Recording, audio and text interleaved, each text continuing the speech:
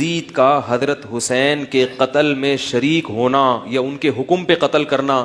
یہ کسی مستند روایت سے ثابت بولو بھائی نہیں ہے، ثابت نہیں ہے۔ اسی طرح یزید کا شرابی کبابی یہ سب چیزیں بھی کسی مستند اوتھینٹک روایت سے ثابت نہیں ہے۔ روایتیں بھی ہیں، اس طرف بھی ہیں اس طرف بھی ہیں، کوئی مستند مضبوط چیز نہیں ہے۔ شرعی شہادت چاہیے نا فاسق قرار دینے کے لیے، تو وہ نہیں ہے۔ اس بیس پہ حضرت مفتی تقی صاحب کی رائے یہ ہے کہ یزید کے بارے میں کیا کیا جائے؟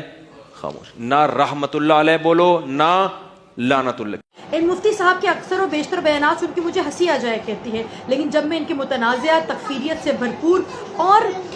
یزید اور یزید کے آباء و اجداد کی حفاظت میں کچھ بیانات سنا کرتی ہوں تو بڑی حیرت ہوتی ہے۔ کبھی یہ محرم میں شادی کے فوائد بتاتے ہوئے نظر آتے ہیں اور اس کے سہل ترین، آسان ترین اور جائز ہونے کے جواز دیتے ہوئے نظر آتے ہیں، تو کبھی یہ یزید کو ملعون اور لعنتی نہ قرار دیے جانے کی اپیل کرتے ہیں۔ ایسے لوگوں کا بس چلے تو قرآن میں سے ابو لہب کی مذمت بھی نکال دیں اور ان آیات کو بھی نکال دیں جس میں اللہ کبھی لعنت اللہ علی الکاذبین کہہ رہا ہے، کبھی لعنت اللہ و ملائکتی و یلعنہم اللاعنون کہتا ہوا نظر آ رہا ہے، اور ان تمام تر لوگوں کو فوراً قرآن سے ان آیات کو نکال کر صاف کر دیں کہ جس میں اللہ برے لوگوں کی مذمت کرتا ہوا نظر آ رہا ہے۔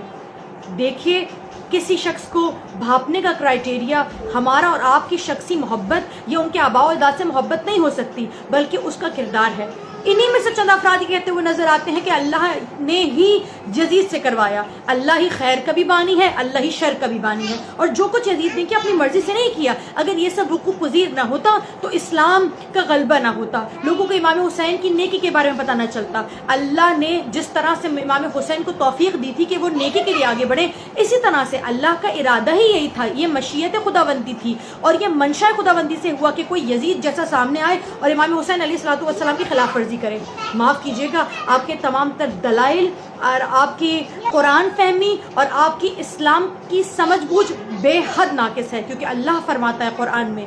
کہ جو کچھ اچھائی تم تک پہنچتی ہے وہ اللہ کی جانب سے ہے، اور جو کچھ برائی تم خود کرتے ہو وہ خود تمہارے نفس کی جانب سے ہے۔ تو یہ بات یقینی طور پر ہے کہ جب انسان شر کیا کرتا ہے تو شر کا بانی اللہ نہیں ہے، اللہ فقط خیر کا بانی ہے، اور جب شر پہ انسان اترتا ہے تو وہ خلاف فطرت کیا کرتا ہے، اور وہ خود اس کی منشا مرضی سے اور اس کی نفس کی پیروی کے نتیجے میں ہوا۔